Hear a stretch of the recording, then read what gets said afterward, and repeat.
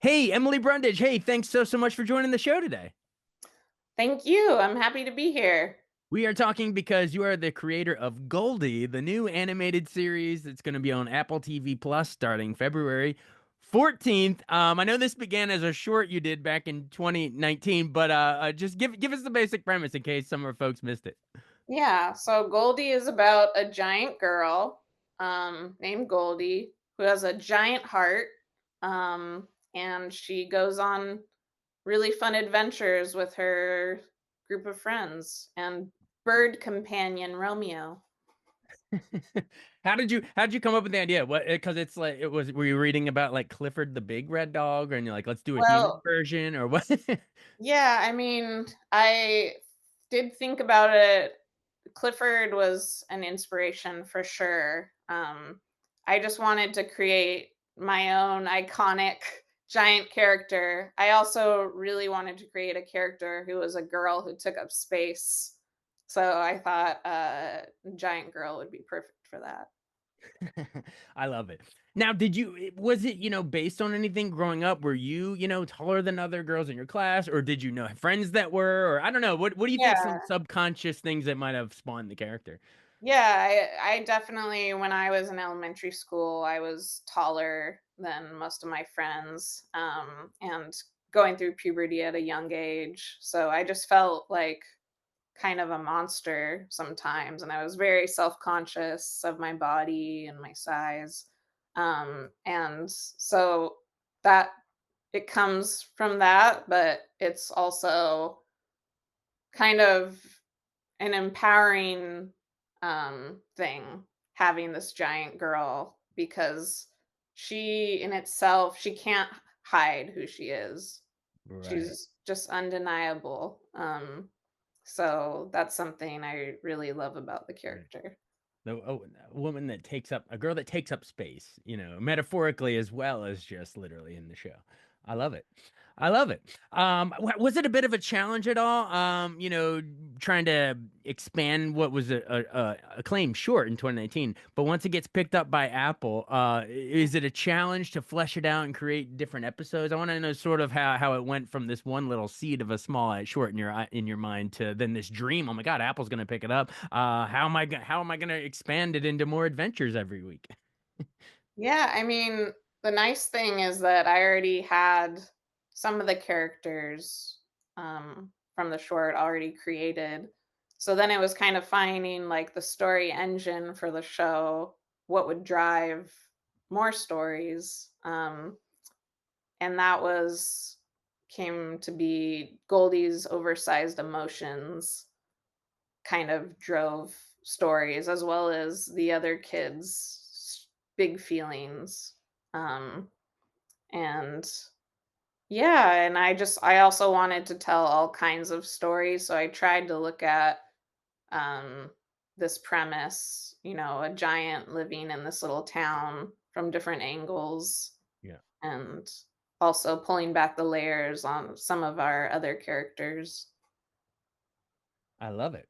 Well, you mentioned sort of a few seconds ago some of your real life inspirations for this larger than life character. But I want to remind folks. So you grew up in L.A. in the '80s and early '90s. So what did that was like coinciding with the Disney Renaissance?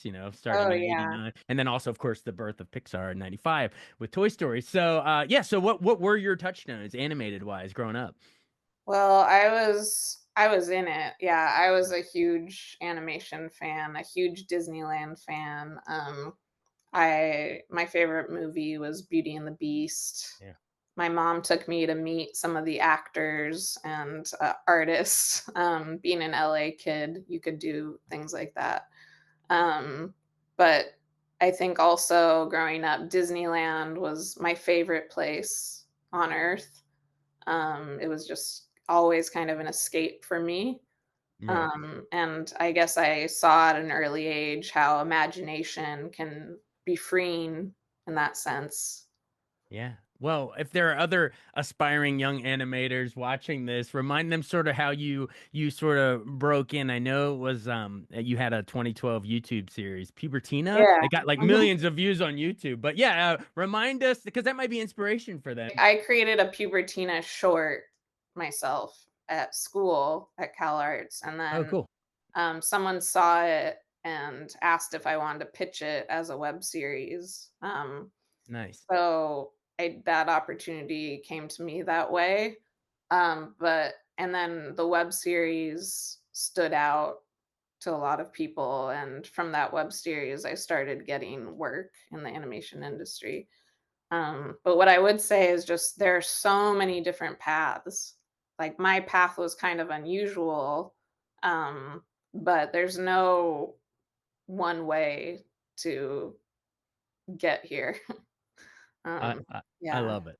Well, I wanna remind some folks, some of your other big thing I know we're up against the clock, but Over the Garden Wall had a big cast with Elijah Wood and Christopher Lloyd and Shirley Jones and others. And then, of course, Netflix's Hilda, had Bella Ramsey right before The Last of Us. Memories of working on Hilda. I mean, probably what you're most known for, leading into this at least, but, do you look back fondly on that experience? Oh, yeah. I mean, I look back so fondly on that experience.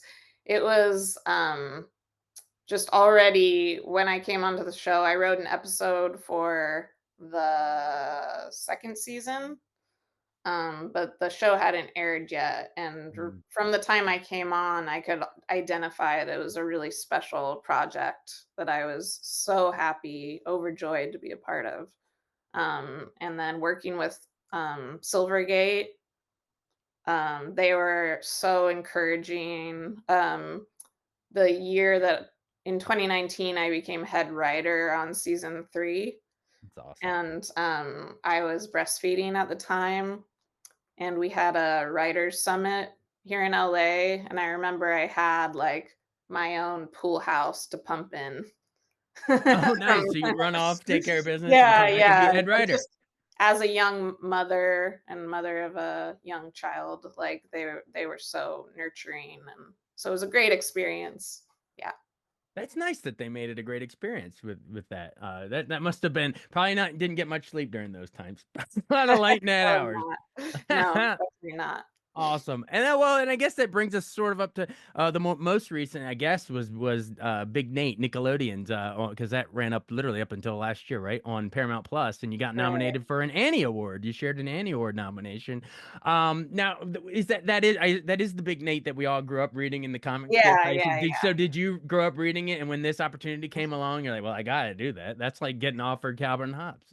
No, I actually hadn't read it, but when Oh. I did read it, I really loved the comics. I thought they were really funny, and I felt like it was definitely a sandbox that I wanted to play in. Yeah. So, yeah. Oh, yeah. Big Nate, in the paper, the funny pages, got me through a lot of bowls of cereal back Oh, that's getting my great. riboflavin and reading Big Nate. So that's so cool that you got to do it. All right, well, that bringing us full circle back down to Goldie then. So all after I mentioned all those cool projects you did with Hilda and Big Nate, etc., Pubertina, Over the Garden Wall, everything you've done so far. How did you want this animation style on Goldie? Like, let's geek out visually. How did you want the animation style to be slightly different than those shows, or did you pull Yeah. elements? And yeah, I was curious. Well, I really wanted it to feel fresh and unique, like its own thing.